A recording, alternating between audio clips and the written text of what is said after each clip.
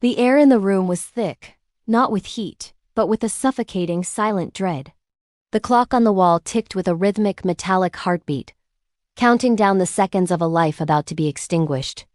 She wasn't running. She wasn't screaming. In fact, she was smiling, pouring a glass of wine for the person sitting across from her. She felt safe. She felt seen. She felt loved. But as she turned her back to grab a corkscrew, the reflection in the dark kitchen window revealed the truth she had missed for months. The man behind her wasn't looking at her with affection. He was looking at her like a predator looks at a cornered prey. In 3 minutes, the house would be silent again. In 3 hours, the police would find a crime scene so clinical, so devoid of forced entry, that the only possible conclusion was the most terrifying one of all. She had opened the door, invited her killer in, and handed him the weapon. Welcome to Dark Case Files. Tonight we peel back the layers of a betrayal so cold, it will make you question every friendly face in your own life. Because the evidence doesn't just suggest she made a mistake, the evidence proves she trusted the wrong person. To understand how Elena Vance ended up in that kitchen on the night of October 14th, we have to look at the world she built for herself. Elena was a 30-year-old architectural designer living in a revitalized district of Savannah, Georgia. Her home was her sanctuary, a high-tech, renovated townhouse with reinforced locks and a state-of-the-art security system. Elena was not a careless person. She was a woman who valued control and safety.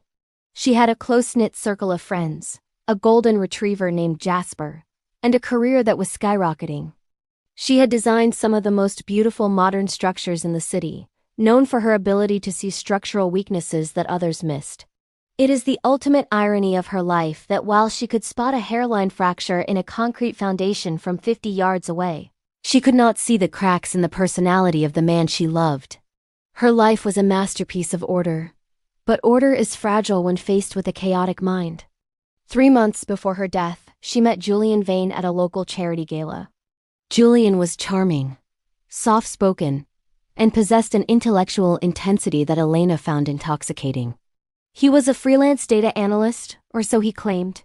He was the kind of man who remembered how you liked your coffee and which obscure 1950s jazz record you mentioned once in passing. Their relationship was a whirlwind of late-night conversations and shared dreams. Her friends liked him, though some later admitted there was something too perfect about him, as if he were playing a character rather than living a life. He spoke of a childhood in Vermont, of a sister who died young, of a passion for rare books. He was a mirror. Whatever Elena wanted in a partner, Julian became. If she wanted a listener, he was silent. If she wanted an adventurer, he was ready with a map. This is the hallmark of a high-level sociopath, the ability to reflect the victim's own light back at them until they are blinded by their own image. The night of the incident began with a celebration. Elena had just landed the biggest contract of her career, a city-funded project to redesign the historic waterfront. The logs from her smart home system show that she arrived home at 6:42 p.m. At 7:15 p.m., she deactivated the alarm system to allow a guest inside. There was no struggle at the door. No panicked 911 call. Forensic recreation shows that they sat in the living room for nearly 2 hours.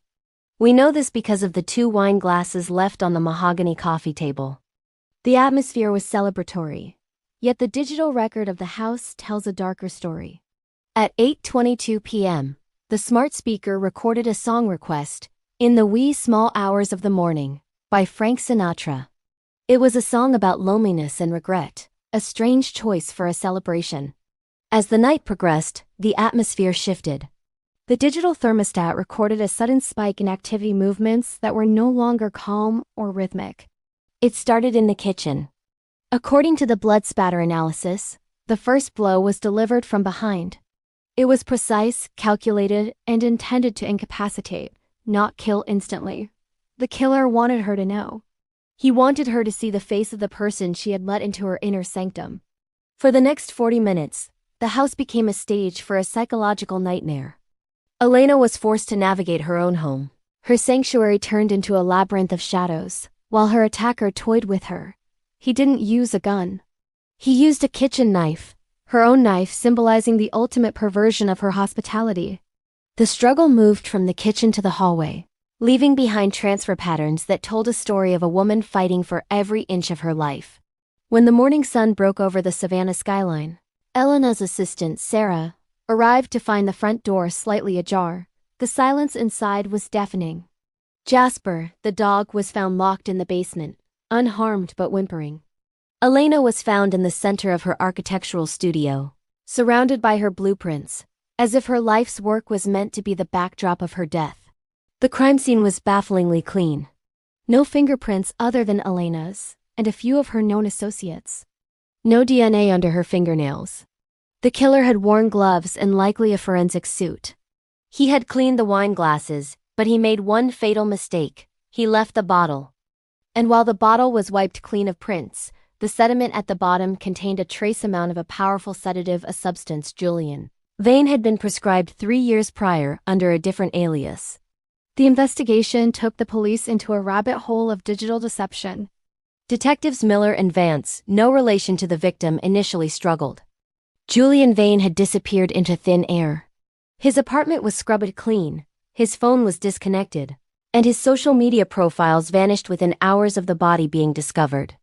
But as they dug into his history, they realized Julian Vane didn't exist. He was a ghost created through stolen identities and forged documents. The man Elena loved was actually Marcus Thorne, a disgraced former medical student with a history of stalking. Thorne was a collector of lives. He didn't just kill his victims. He absorbed their world, lived in their homes, and moved on once he had finished their story. He was a parasite who looked like a prince. In the weeks that followed, the search for Thorne led to a storage unit in a neighboring town, registered to a shell company. Inside, investigators found what they called the Museum of Betrayal. There were boxes of trophies, not jewelry or money, but journals, hairbrushes, and keys belonging to 4 different women across 3 states. Elena was supposed to be the 5th. The police found a meticulously kept ledger where Thorne recorded the habits, fears, and passwords of his targets. He had been watching Elena for 6 months before they even met at that gala. The meeting wasn't a coincidence. It was a choreographed entry. He had studied her, learned her schedule, and even orchestrated the chance encounter by volunteering at the charity months in advance.